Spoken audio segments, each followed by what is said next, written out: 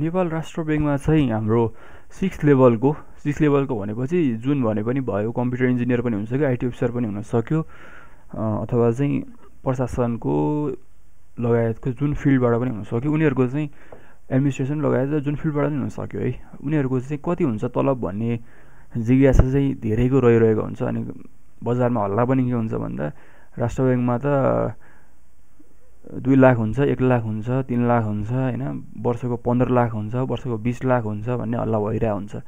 त्यसको exact reality चाहिँ के छ त भन्ने कुरा आजको भिडियोमा हामीले हेर्न पाउनेछौँ। जस्तो नेपाल राष्ट्र ब्याङ्कमा चाहिँ हाम्रो मासिक तलब भनेको 50,000 हुन्छ।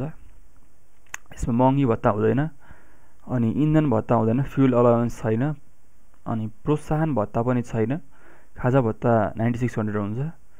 अब यसमा चाहिँ अरू अन्य भत्ता भनेको छ। अन्य भत्तामा चाहिँ अस्थानीय भत्ता भनेको सायद चाहिँ रिमोट लोकेसनमा काम गरेको भत्ता हुनुपर्छ। केन्द्रीय बैङ्क भत्ता हेभी छ, 37,240 छ। खाजा खर्च दुईचोटि आयो जस्तो लाग्यो मलाई, खाजा खर्च दुईचोटि आयो। इन्टरनेट सुविधाको लागि महिनाको 3170 रुपियाँ दिइरहेको छ र यहाँबाट जम्मा गर्दा 50,000 हुन्छ, 50,000 अथवा 45,000 हुन्छ। किन भन्दा यो चाहिँ 9600 चाहिँ डबल लागेको छ, यो त्यही भएर 45,000 जति हुन्छ। र मासिक रूपमा चाहिँ तपाईँको हातमा आउने स्यालेरी चाहिँ लगभग 1,05,000 जस्तो हुन्छ। अब चाडबाडको खर्च भनेर 1 महिनाको तलब आउँछ 50,100, अनि पोसाक खर्च चाहिँ दिएको रहन्छ।